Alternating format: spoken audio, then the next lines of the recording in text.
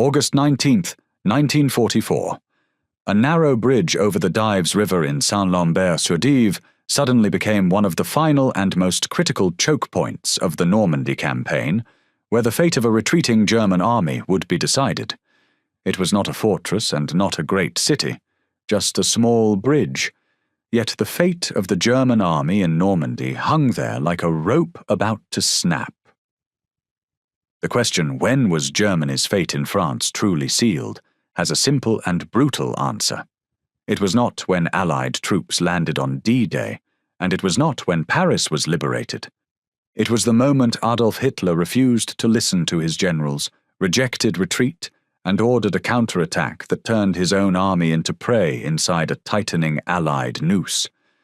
From that moment on, the question was no longer whether Germany would lose Normandy, but how severe the losses would be as its armies tried desperately to escape the tightening Allied trap. This is not just a story about battles and maps. It is a story about knowing the future and still being unable to change it, about courage placed in an unwinnable position, and about intelligence intercepts and foreknowledge of German intentions that still could not save an army once the nation behind it had already lost the industrial war. In 6 weeks, from D-Day to the closing of the Falaise Gap, Germany watched its last real chance slip away, one terrible decision at a time. That morning, Major David Currie stood in the middle of a burning street. His uniform was black with smoke and dust, as if the war itself had reached out and marked him. The French village around him was no longer a place to live, but a graveyard of twisted steel and broken stone. 2 Canadian Sherman tanks sat disabled at the crossroads, their turrets silent. German trucks and half-tracks clogged every road, some still burning and others abandoned like empty shells. From the east, desperate German soldiers pressed forward, some trying to break through and others simply raising their hands to surrender. As smoke drifted across the Dives River, the math became cruelly clear.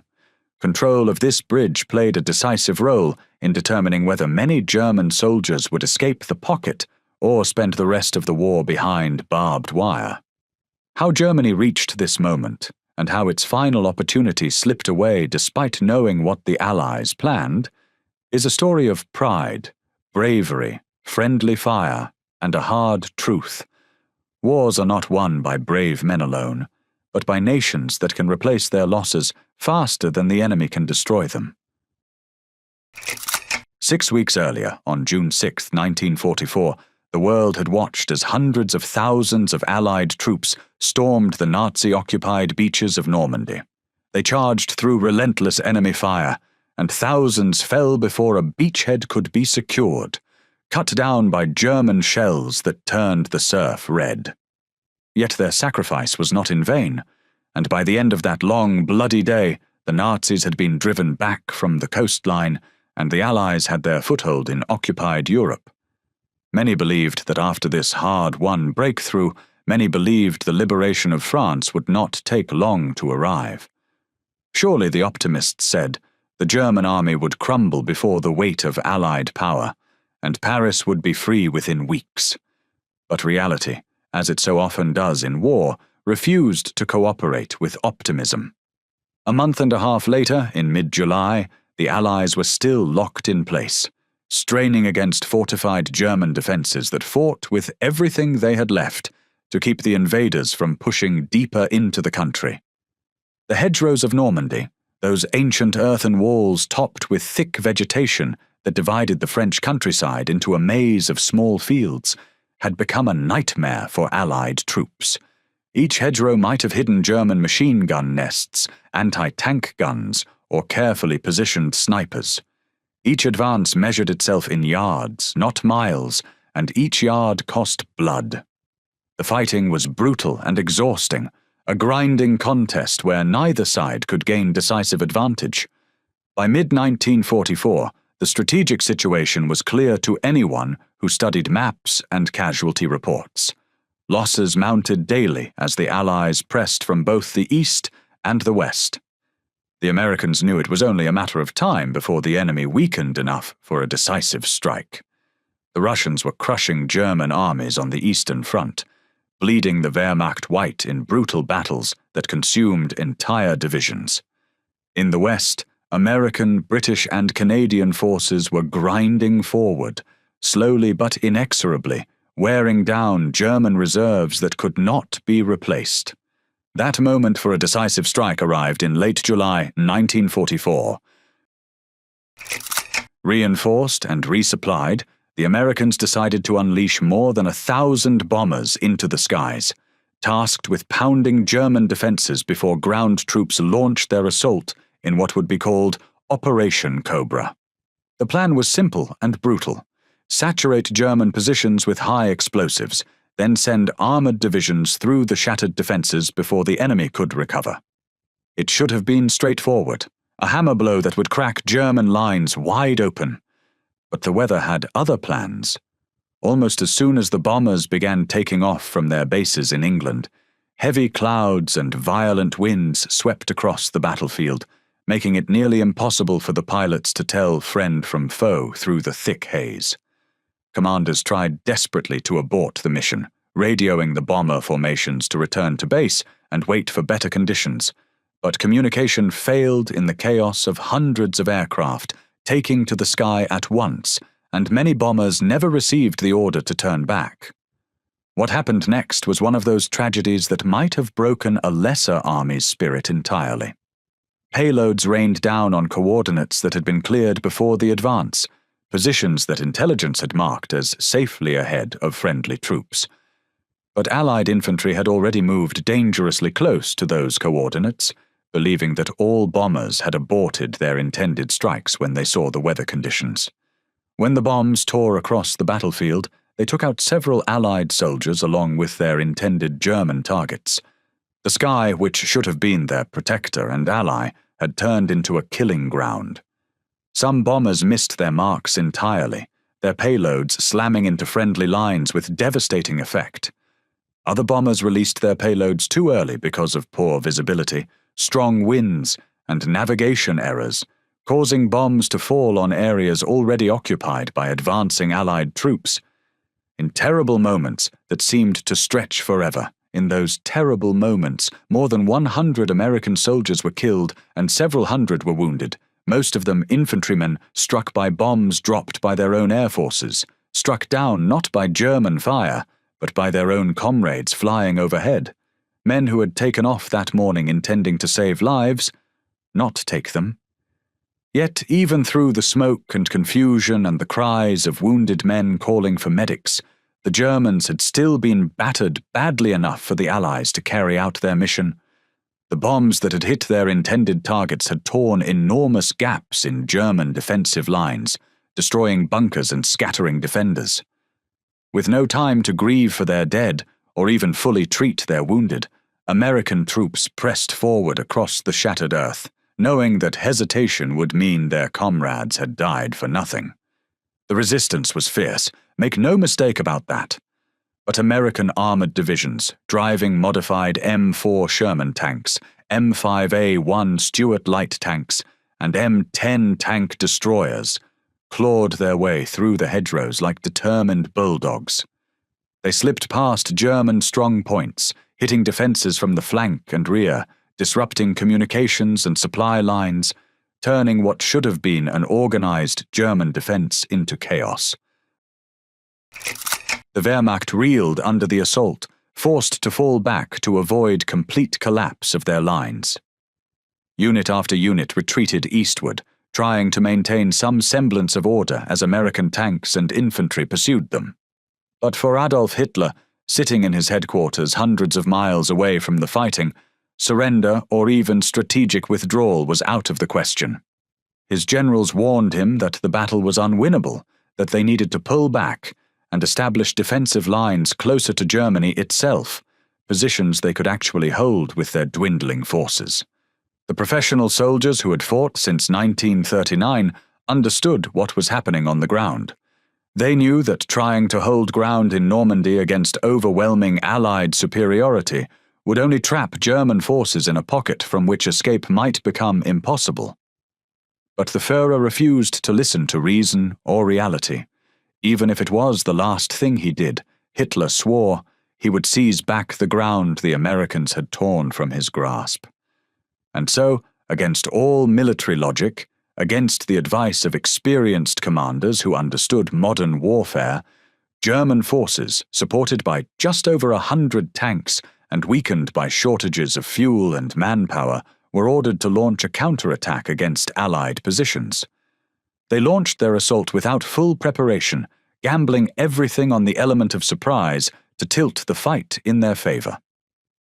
For a short time, the German counterattack achieved limited local gains, briefly pushing some American units back, but it never seriously threatened the overall Allied position, pushing American units out of positions they had just captured at great cost.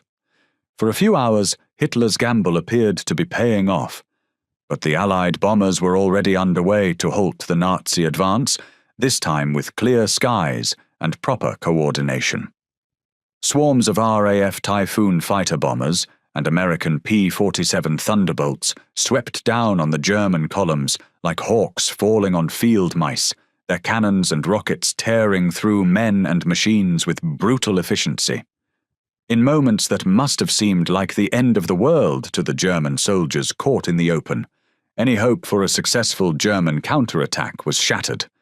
Tanks exploded, trucks burned, and men scattered into the hedgerows seeking any cover they could find, but there was nowhere to hide from aircraft that could see everything from above.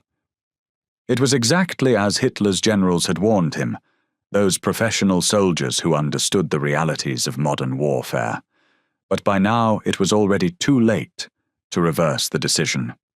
The Allied tide had been set in motion, gathering momentum with each passing day, and now thousands of German troops were trapped in the region with little time left to escape before the Allied pincers closed around them completely. This decision became one of the key moments that accelerated Germany's defeat in France, as it left large numbers of German troops vulnerable to encirclement. Hitler's refusal to withdraw when withdrawal was still possible had created the very disaster his generals had predicted. Further east, the 1st Canadian Army saw its moment to strike a decisive blow. If the Canadians could smash through the German defenses ahead of them and link up with the Americans pushing south, the retreating enemy could be trapped in the wider Falaise Pocket area, because the goal was to take Falaise and then push on toward Train and Chambois, where the encirclement could actually be closed. It was an elegant strategic concept, a bold encirclement concept that military historians still study, but it was never perfectly executed, and the gap narrowed slowly while thousands of German troops still escaped on foot. However, this would be no easy task for the Canadians to accomplish.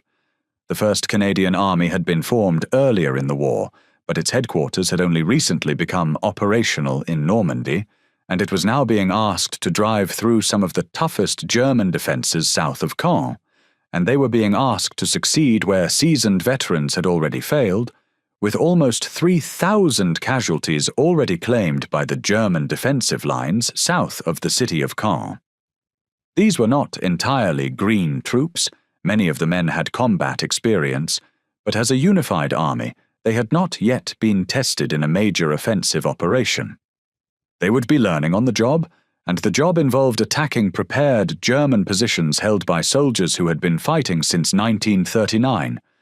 Lieutenant General Guy Simons, who commanded 2nd Canadian Corps under the 1st Canadian Army, understood the challenge with total clarity. He knew that if he simply ordered his men to march across open ground toward German positions, they would be cut down by the hundreds before they ever reached the enemy lines, machine gun fire tearing through infantry formations before they could close with the defenders. The only way to keep his men alive long enough to actually engage the Germans was to get creative, to find some new approach that the enemy would not expect. Simons looked at the American M7 Priest vehicles and saw an opportunity, so some were stripped of their guns and used as improvised armored carriers, and these Priest Kangaroos first proved their value during Operation Totalize in early August 1944. To help pave the way for this advance, bombers once again rained destruction on German strongholds, shaking the defenses before the ground assault began. The earth trembled with explosions, and German soldiers huddled in their bunkers, praying that the next bomb would not land directly on their position. When the bombing finally stopped and the dust began to settle, the Germans emerged to find much of their defensive network in ruins. With British and Polish forces at their side, forming a combined Allied army that represented the unity of free nations against tyranny, the Canadians pressed forward into the smoke and chaos. But even with overwhelming firepower support and innovative tactics, the advance was brutal beyond anything most of the men had experienced. Dust and craters littered the terrain, making movement difficult and disorienting. German units regrouped under fire with the discipline of professional soldiers, staging fierce counterattacks that claimed hundreds of Allied lives and forced entire battalions to halt their advance and fight for ground they thought they had already secured. Chaos tore through the Canadian ranks in those first terrible hours. Some formations, blinded by dust and smoke that reduced visibility to just a few yards, veered off course and marched straight into German strongholds that should have been bypassed. There, isolated and surrounded, they were cut down before rescue forces could reach them through the confusion. The toll was staggering. More than 1,000 Canadian and Polish soldiers lost in a single push, sons and husbands and brothers who would never return home. Still, the survivors managed to claw their way forward, fighting for every inch of ground, mile after bloody mile, until they stood within striking distance of Falaise. Bodies and burned-out vehicles marked their route of advance. Finally, exhausted but unbroken, they were ready to seal the trap that had been set to expel the Germans from Normandy once and for all. As the Canadians planned their next move, messages raced back and forth between headquarters units, coordinating the complex movements of multiple divisions. On the night of August 13th, under the cover of darkness, a Canadian officer was tasked with leading the way to a nearby division headquarters to deliver updated orders and coordinate the coming offensive. It should have been a routine journey, the kind of mission that staff officers performed dozens of times during a campaign. The Canadians knew the ground reasonably well by now, having fought across it for weeks. But days of relentless shelling and bombing had reshaped the landscape beyond recognition. Once familiar woods had become a wasteland of charred trees and cratered earth, turning every path into a maze where familiar landmarks had simply ceased to exist. What had been a road was now a series of shell holes. What had been a distinctive barn or farmhouse was now just rubble. Inside his vehicle, the officer swerved constantly to dodge wreckage and obstacles as he tried to navigate between the two headquarters in the darkness. The driver squinted through the windscreen, trying to make out the route ahead in the dim light of a covered headlamp.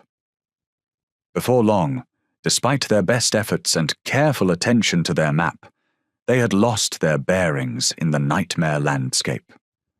Every direction looked the same in the dark. Every ruined tree could have been any other ruined tree. The officer tried to turn back, to retrace their route to a point they recognized. But it was useless. They were trapped in the dark, with no clear sense of where friendly lines ended and enemy territory began, hoping desperately that they were still on the Allied side of the front. Then a noise came from the trees to their right, the sound of movement, of equipment rattling, of boots on hard ground. The officer froze in his seat, his hand moving instinctively to his sidearm, hoping with everything he had that it was Canadian comrades coming to guide him back to the right path. Perhaps a patrol that had seen their vehicle wandering in the darkness and come to investigate, but he had crossed into enemy lines without realizing it in the confusion. Germans emerged from the shadows, surrounding the vehicle from every direction before the occupants could react. Rifles and submachine guns pointed at the windscreen and doors. Escape was impossible. Resistance would be suicide. Almost as soon as the officer realized that he had stumbled into a Nazi position, he and his men were prisoners, disarmed and searched with efficient, professional thoroughness. When the Germans searched the officer's body and papers, they found enough documents and map traces to understand the shape of Simon's next offensive, so Operation Tractable was no longer a complete surprise. Operation Tractable was laid bare before German eyes. The plan called for a massive daylight bombing raid to smash German defences, followed immediately by a Canadian strike to seize the town of Falaise itself. From there, joined by the Polish 1st Armoured Division, nearly 10,000 Allied troops would advance toward Treurn and then Chambois, where they hoped to link up with American forces pushing north from the Argentan area and close the pocket and trap a huge German force in the pocket, because around 150,000 soldiers could be caught in the Falaise area as the front collapsed, even though many would still escape through the narrowing gap. Every unit, every objective, every timing sequence, all of it in German hands now. It was a near-flawless plan, the kind of operation that could end the Normandy campaign decisively. Had the Germans remained in the dark about Allied intentions, the operation might have succeeded with relatively light casualties, overwhelming defenders who did not know where or when the main blow would fall. But now, thanks to a combination of bad luck and difficult terrain, the Nazis were onto them completely. That same night, German commander Kurt Meyer's defenders concentrated what they had left: about 500 grenadiers, 15 tanks, and around a dozen 88mm anti-tank guns, and they placed them along the expected line of approach. This was Germany's last real chance, a final opportunity to use superior intelligence to offset Allied material superiority. If they could blunt Operation Tractable, delay it long enough, perhaps inflict casualties heavy enough to make the Allies reconsider their approach, they might buy time for more German forces to escape the closing trap. It was not much of a chance, admittedly, but it was something, and in the summer of 1944, Germany was running out of something. Operation Tractable began on the morning of August 14th, 1944, following days of intense fighting, and the attack went forward despite growing concerns about coordination. The Allies chose not to cancel the attack because many units were already moving into position, and commanders believed maintaining pressure was critical to prevent a German escape, since too many units were already moving and momentum mattered. In the early half-light, Canadian soldiers waited in open fields with their weapons ready, trusting that Allied bombers would break the German defences before they advanced. Without warning, the ground shook, and explosions tore through their ranks. At first, many believed German artillery had found them. Then the sky roared with the unmistakable sound of heavy bombers. The bombs were not German. They were Allied, falling short in a tragic repeat of the disaster from late July. Several hundred Lancaster and Halifax bombers took part in bombing missions during the opening phase of Operation Tractable, targeting German positions near Falaise. To avoid anti-aircraft fire, the aircraft flew over friendly lines, relying on precise timing. Because of poor visibility, smoke over the battlefield, and navigation mistakes, some bomber crews released their bombs too early, and Allied troops on the ground were hit. About 150 soldiers were killed and over 200 wounded. Veterans who had survived Normandy died in seconds from friendly fire. There was no time to mourn. The survivors had to move forward, because every delay gave the Germans time to escape. The bombing did damage German defences, collapsing bunkers and cutting communication lines, which allowed Canadian and Polish forces to push ahead with tanks and artillery. Still, German resistance was fierce. Panzer units met each advance with disciplined fire, breaking attacks again and again. By nightfall, Falaise had not fallen. Allied commanders regrouped and decided not to risk another bombing disaster. Instead, infantry reinforcements were sent in to support the armour. For a full day and night, brutal fighting filled the streets. At last, the defenders broke under constant pressure. The Allies entered a shattered, empty city. Only scattered German units remained in the area, including elements of both the regular army and SS formations. Once the last resistance was destroyed, the troops moved on immediately toward Trône, determined to close the pocket before the German escape route disappeared forever. Canadian and Polish battle groups spread out toward Trône, attacking from several directions to secure key ground for the final trap. Victory felt close, almost within reach, but no soldier relaxed. Even cornered and desperate, the Wehrmacht remained dangerous, like a wounded animal ready to strike. Everyone expected a counterattack, only the timing was uncertain. On August 18th, that attack finally came. British Hawker Typhoon fighter bombers still flew low over the battlefield, firing cannons and rockets into German positions. Most days they faced little opposition, but that day Canadian infantry watched in shock as a German anti-aircraft shell struck a Typhoon directly. The engine was destroyed, and the aircraft fell from the sky. The pilot, showing remarkable skill, guided the damaged plane in a desperate glide. At the last moment, he aimed for a haystack near Canadian lines and crashed into it at terrible speed. Against all odds, he survived. Rifleman Arthur Bridge later recalled how Canadian soldiers rushed forward under mortar fire to pull the pilot from the wreckage. German mortars fell hard and fast, making rescue deadly. Once safe, the shaken pilot looked back at his burning aircraft and joked that the air felt safer than the ground. Despite these moments, the German situation worsened. That same day, news spread that Turin had been liberated and Polish forces had reached Hill 262, a vital high point controlling the remaining escape routes.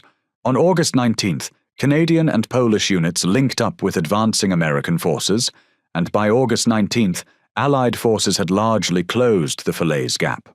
Although small groups of German soldiers continued to escape under heavy pressure, tens of thousands of German soldiers were trapped, low on supplies and options. Still, many Germans prepared one final breakout attempt. Allied commanders moved quickly to secure key crossings, including the small village of Saint-Lambert-sur-Dives and its bridge over the Dives River. Canadian troops arrived first, unaware that they would soon face a flood of desperate enemy soldiers. Marching through ruined villages, they passed burned houses, wrecked farms, and barns filled with surrendered Germans. As evening fell, a strange calm settled in. They shared rum, sang old songs, and for a moment believed the war might be ending. That illusion shattered after dark. German fire erupted from all directions, and the Canadians realized they had walked into the middle of scattered enemy groups. To avoid chaos, officers led their men off the roads and through narrow hedgerow paths. In the darkness, they passed a group of German tanks without being fired upon, perhaps mistaken for friendly troops. They survived, but knew luck would not save them again. Reaching a village at last, the Canadians dug in, set machine guns, and waited through a sleepless night. Dawn was coming, and with it, the final fight. As the first light of morning crept through the fog, the Canadians finally heard the sound they feared most: tank engines grinding closer. A tank was moving straight toward their position, hidden by the mist. At Saint-Lambert, the Canadians had no proper anti-tank weapons, but that did not stop Company Sergeant Major Mitchell George from stepping forward, drawing his pistol, and shouting orders as the tank approached. Every rifle turned towards the noise. No one dared to breathe. Many believed these were their final moments, that the tank would appear and destroy everything in seconds. Some men prayed, while others tightened their grip and waited. When the tank emerged, relief swept through the line. It was not German at all, but an Allied Sherman from the South Alberta Regiment, likely lost in the fog.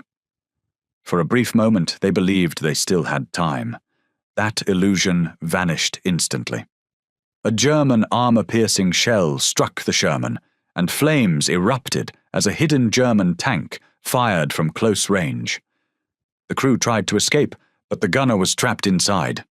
Without hesitation, George ran forward under machine gun fire, climbed onto the burning tank, and forced open the jammed hatch with his bare hands. His men pulled the wounded gunner free, but the gunner was badly wounded, and there was no time to do more because the fighting in the village was already exploding around them. There was no time to mourn because the real assault had begun. German infantry poured into Saint-Lambert from several directions, firing wildly as they tried to break through. Canadian defences were stretched thin, and wounded men lay everywhere. Reinforcements were pushed forward, and a mixed armoured infantry group under Major David Currie fought its way into Saint-Lambert, where Currie quickly positioned his tanks and helped hold the escape route. When Currie arrived, he saw how close the situation was to collapse, but he acted quickly, positioning his tanks and ordering them to fire together. The result was devastating. German formations were shattered before they could reach the village. Even so, the fighting continued all night, with tanks moving unseen in the darkness and soldiers firing at sounds rather than shapes. By dawn, exhaustion and losses finally broke the German attacks. Those who failed to escape during the night surrendered when daylight returned. Saint-Lambert held, but the battle for the region was far from over. While Canadian forces fought desperately to hold the bridge, Polish units were locked in an equally brutal struggle at one of the most critical positions in Normandy. Hill 262. The Poles had built strong defensive lines along the ridge, using the high ground to full advantage, but the German forces advancing toward them were not broken units in retreat. They were experienced panzer divisions, moving with discipline and precision, determined to break the Allied encirclement and open a corridor wide enough for tens of thousands of German soldiers to escape. Polish gunners fired round after round as German attacks came from multiple directions, and ammunition disappeared at an alarming pace, forcing officers to ration every remaining shell. Casualties mounted quickly, yet the Germans kept advancing, fully aware that this was their last chance to escape France before the trap closed. At one point, a single German tank found the perfect position and destroyed 5 Polish Shermans in rapid succession. Each time the Poles stopped one assault, another struck from a different flank, as if the ridge were under siege from all sides at once. Eventually, sustained pressure in the northeastern sector created a dangerous breach. German attacks opened small gaps, and in one push about 2,000 survivors broke through parts of the Canadian line, so more troops slipped out while the corridor was still barely open. If that opening widened, the entire Allied operation could fail, and the sacrifice made to close the Falaise Gap would be wasted. Exhausted and running low on ammunition, the Poles still had one final advantage: the hill itself. From Hill 262, their guns fired directly into the narrow valley below, tearing apart German columns trying to flee. The road became a killing ground of burning vehicles and shattered formations. By nightfall, the Polish situation was desperate. Nearly out of ammunition, badly depleted, and with no sign of relief, a Polish commander spoke honestly to his men, telling them they might die on this hill, but would die doing their duty. It was not a speech of false hope, but a calm statement of reality. German forces climbed the slopes, and the battle turned into brutal close-quarters fighting, with both sides exhausted and battered. When the final shots faded, Hill 262 was covered with bodies and wreckage. Against all expectations, the Poles were still standing. Shortly afterward, Canadian reinforcements finally reached the hill, and the Falaise Gap was sealed for good. The trap held because the Poles refused to let it break. The cost had been drastic, almost unbearable to contemplate. Thousands of Allied lives had been spent to purchase victory. Although the Pocket inflicted a disaster on German forces, many still escaped through gaps before the encirclement fully closed, and historians often estimate that tens of thousands got out while tens of thousands were killed or captured. Yet when the guns finally fell silent across Normandy, and men could lower their weapons and simply breathe, the Allies could still call it a victory without qualification. Tens of thousands of German prisoners remained in Allied hands, along with massive amounts of captured equipment. And most importantly, from a strategic standpoint, Normandy was secured completely, no longer contested ground but Allied territory. With their new foothold firmly established, paid for in blood and determination, the Allies could now prepare for an even greater push into France itself. The Allies moved quickly after the fighting around Falaise, and within less than 2 weeks Paris was liberated on August 25, 1944, which showed how fast the German position in France was collapsing. French citizens lined the streets, weeping with joy, throwing flowers, embracing soldiers they had never met. France was free, liberated in no small part thanks to the men who had held the line to the last bullet at Operation Tractable, who had refused to give ground when giving ground would have meant disaster. The fighting around Saint-Lambert-sur-Dives and the crossings over the Dives River became one of the crucial efforts to close the Falaise Pocket, and leaders such as Major David Currie helped hold key ground while German columns tried to break out. Looking back at those 6 desperate weeks, 3 moments stand out as Germany's opportunities, their last chances that slipped away. The first came in late July, when Hitler's generals begged him to authorize a strategic withdrawal. They understood that trying to hold ground in Normandy against overwhelming Allied superiority would only trap German forces in a pocket. But Hitler refused, ordering instead a counterattack that achieved nothing except to ensure that thousands of German soldiers would be surrounded. That decision, more than any other, sealed Germany's fate in France. The second chance came on the night of August 13th, when on the night of August 13th to 14th, a Canadian officer got lost and drove into German lines, and after he was killed, the Germans found a copy of Canadian orders on his body, so they gained some warning about the coming attack. This intelligence gift should have given the Germans an overwhelming advantage. They knew where the Allies would attack, when they would attack, with how many forces. German commanders adjusted their defenses after they recovered Canadian orders, and the warning helped them resist more effectively at first, but the Allies still pushed forward because they had strong forces and continued to apply pressure. The captured plans bought them almost nothing, because plans don't matter when the enemy can simply replace their losses and keep coming. The third and final chance came during the breakout attempts at Saint-Lambert and Hill 262. Near Hill 262, a corridor remained open for a time, and several thousand German troops slipped past under heavy fire before the pocket was fully sealed, escaping to fight another day. But tens of thousands more remained trapped, and those who escaped left behind all their heavy equipment, their vehicles, their artillery. They might have lived, but as an effective fighting force, they were finished. The Wehrmacht had tried everything. Brilliant defensive tactics honed over years of combat experience, desperate courage that could not be questioned, even the gift of captured Allied plans that should have given them an unbeatable advantage. But none of it was enough against an enemy that could replace its losses faster than Germany could inflict them, against nations whose industrial capacity could produce tanks and planes and ammunition faster than they could be destroyed. When a German prisoner at Saint-Lambert watched Canadian replacement tanks rolling up to the front line just days after the battle, a Canadian soldier might have asked him, "How long will it take your side to replace what you lost here?"